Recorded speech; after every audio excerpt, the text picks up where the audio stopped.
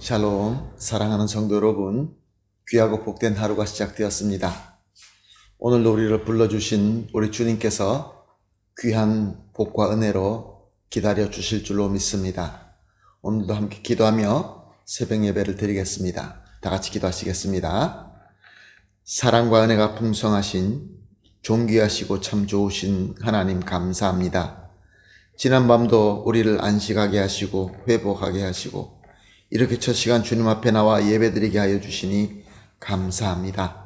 오늘도 예배를 통하여 우리 주님 되시는 예수님을 만나고 말씀을 듣고 능력을 받아서 주어진 오늘 하루도 승리하는 하루가 되게 하여 주시옵소서. 주님, 연약한 성도님들, 아프신 성도님들, 여러 가지로 고민하며 근심하며 기도하시는 성도님들이 있습니다.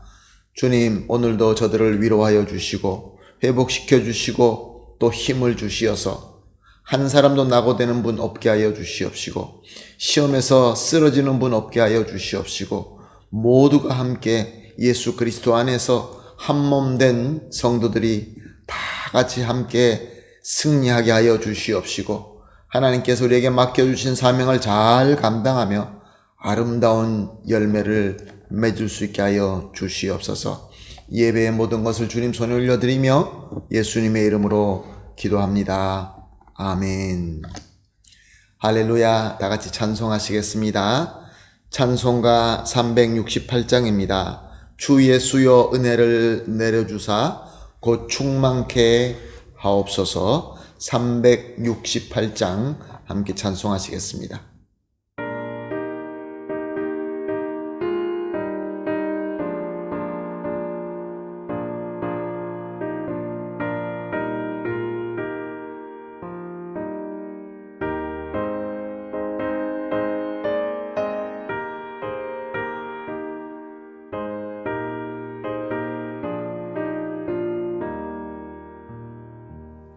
주 예수여 은혜를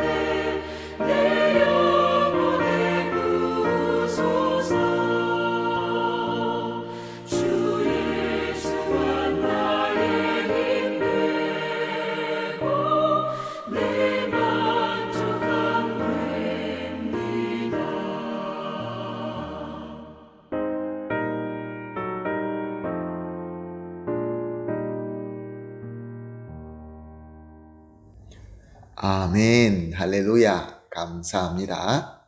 하나님 말씀 함께 보시겠습니다. 함께 보실 하나님의 말씀은 요한복음 6장 15절에서 18절 말씀입니다.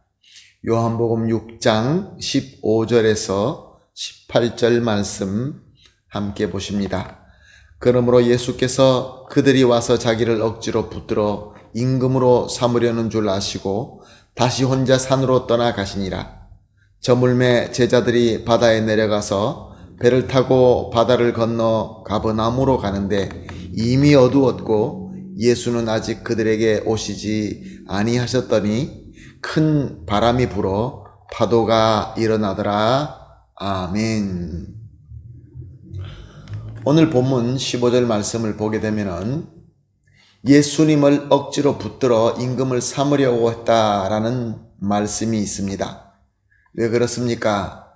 사람들은 예수님의 오병이어의 놀라운 기적을 체험하고 예수님이야말로 저들이 간절히 원하는 대로 로마군을 물려치고 강력한 유대 왕국을 세울 수 있는 왕이다라고 생각되었기 때문에 그렇습니다.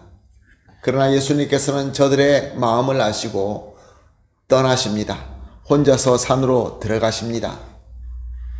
그의 능력을 체험하고 왕으로 세우려고 했던 저 무리들이 얼마나 실망했을까요? 아마 그를 따르는 제자들도 실망했을 것입니다. 예수님께서는 왜 그 자리를 피하셨을까요? 그런 능력이 없어서일까요? 자신이 없어서일까요? 절대로 그렇지 않습니다. 예수님은 로마보다 더 강한 제국들을 무너뜨릴 수 있고 그 어떤 제국보다 더 강력한 왕국을 세울 수 있는 능력이 있는 성자 하나님 그리스도이신 것입니다. 그러나 이것은 우리 인간들의 제한된 지혜와 탐욕으로 원하는 것이지 전지전능하신 하나님의 뜻은 절대로 아니었습니다. 예수님께서 성육신하셔서 그리스도로 이 땅에 오신 이유는 성부 하나님의 뜻대로 하나님의 나라를 세우는 것이었습니다. 죄로 말미암아 영원히 멸망할 우리 인간들을 위하여 자신을 대속 제물로 드려서 우리를 구원하시기 위함이었던 것입니다. 그래서 저들이 억지로 임금으로 세우자고 할 때 저 무리를 버리고 떠나신 것이었습니다. 사랑하는 성도 여러분, 이렇게 우리가 하나님의 뜻이 아니라 우리의 이기적인 목적으로 예수님을 붙잡게 되면 오히려 예수님은 떠나시게 되는 것입니다. 이제 시간이 지나고 날이 저물기 시작했다라고 본문은 말씀하고 있습니다. 그 자리에 제자들은 남아 있었던 것입니다. 그 자리가 어떤 장소입니까? 마을에서 멀리 떨어진 작은 야산 위에 있었습니다. 예수님께서 자신을 따르느라고 배를 고픈 자들을 편안하게 앉아서 쉬게 하시고 먹이게 하기 위하여 찾아간 자리였던 것입니다. 너무나 평온한 자리였지요. 그러나 해가 지기 시작하자, 해가 저물기 시작하자 사람들과 사는 동네에서 멀리 떨어진 그 야산은 어떤 느낌이었을까요? 지금으로부터 2000년도 넘는 그 옛날에 사람이 살지 않는 그 중간에 있는 그 야산 상상해 보시기를 바랍니다. 점점 아무것도 보이지 않고 예수님은 안 오시니 제자들은 난감했던 것입니다. 어떻게 할까? 만약에 저와 여러분 같았으면 어떻게 했을까요?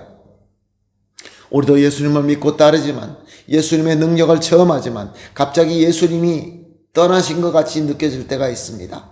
주변의 상황은 점점 어두워지고 쉬고 안식할 곳이 멀리 느껴질 때가 있습니다. 예수님이 안 계십니다. 어떻게 할까요? 제자들은 자기네들끼리 배를 타고 다시 가버나움으로 가는 것으로 결정했습니다. 왜 그랬을까요? 그들의 마음에는 불안이 있고 그들의 마음에는 두려움이 있었던 것입니다.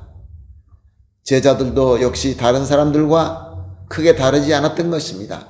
예수님을 온전히 믿지 못했기 때문에 그렇습니다. 비록 내 눈에 안 보이고 내 손에 잡히지 않지만 나의 모든 것을 아시고 나를 지켜주시고 나와 함께 하시는 그리스도다라고 믿지 못했기 때문에 그렇습니다. 이렇게 가버나움을 떠난 제자들에게 오늘 18절 말씀은 큰 바람이 불어 파도가 일어나더라. 믿음이 작아서 불안과 두려움이 다가오자 제자들은 자기들에게 익숙한 가버나움을 향하여 떠났는데 중간에 큰 바람이 불기 시작하며 파도가 일어나기 시작했던 것입니다. 갈릴리에 익숙한 어부인 제자들에게는 이것이 얼마나 심각한 상태인지 잘 알았을 것입니다. 풍랑이 다가온 것입니다. 두려워서 두려움을 피하여 떠났는데 예수님까지도 버리고 떠났는데 더 큰 두려움이 다가오게 된 것입니다. 사랑하는 성도 여러분, 저와 여러분도 우리 예수님의 크나큰 능력을 체험하고 있는 제자들입니다. 그런데 어떤 때는 우리 지혜로는 알 수 없는 이유로 예수님이 안 보이시고 안 느껴질 때가 있습니다. 그렇다고 해서 예수님이 우리를 떠난 것이 절대로 아닙니다. 또 거기에다 어두워지는 상황이 다가올 때가 있습니다. 사랑하는 성도 여러분, 그렇다고 우리 예수님이 우리를 떠나셨습니까? 우리를 영원한 죽음에서 구원하신 빛 되신 주님의 능력이 사라진 것입니까? 그렇다고 해서 내 마음대로 예수님 없이 가버나움을 떠나게 되면 그 어려움은 없어집니까? 아닙니다. 더 큰 폭풍이 다가오게 됩니다. 사랑하는 성도 여러분, 우리가 예수님을 믿습니다. 믿으면 온전히 믿어야 될 줄로 믿습니다. 예수님을 믿는다고 한다면 그의 지혜와 능력도 온전히 믿어야 되는 것입니다. 그럴 때 우리에게는 우리 마음속의 불안과 두려움이 사라지게 되는 것입니다. 오늘 이렇게 기도합시다. 합심하여 기도합시다. 어려운 때에 우리가 지나고 있습니다. 쉽지 않습니다. 그러나 온전한 믿음을 가지게 되면 승리할 줄로 믿습니다. 합심하여 이렇게 기도합니다. 나의 지혜로 깨달아지지 않는다 할지라도 예수님을 온전히 믿는 믿음을 주시옵소서. 두 번째로 다가오는 어두움, 풍랑, 그 안에서도 예수님만 온전히 믿는 믿음을 주시옵소서. 마지막으로 예수님을 온전히 믿는 믿음으로 불안과 두려움을 떨쳐버리고 확신과 평강만 가질 수 있게 하여 주시옵소서. 이렇게 세 가지 기도 제목으로 함께 기도하시고 개인적으로 기도하신 이후에 오늘 하루를 시작하도록 하겠습니다. 다 같이 기도하겠습니다. 하나님 아버지 감사합니다. 오늘도 귀한 말씀을 주시고 깨달음을 주시고 우리가 우리 마음속에 불안과 두려움이 있을 때 그 이유를 깨닫게 하여 주시니 감사합니다. 하나님, 우리가 어떨 때는 우리의 지혜로 깨달아지지 않아도 오직 예수님만 온전히 믿을 수 있는 믿음을 주시옵소서. 다가오는 어두움이 있습니다. 풍랑이 있습니다. 지금 어려운 이 과정을 지나고 있습니다. 그럼에도 불구하고 오직 예수님만 온전히 믿는 믿음을 주시옵소서. 이 예수님을 온전히 믿는 믿음으로 말미암아 불안과 두려움을 우리는 떨쳐버리고 확신과 평강으로 가득 차게 하여 주시옵소서. 감사하며 예수님의 이름으로 기도합니다. 아멘.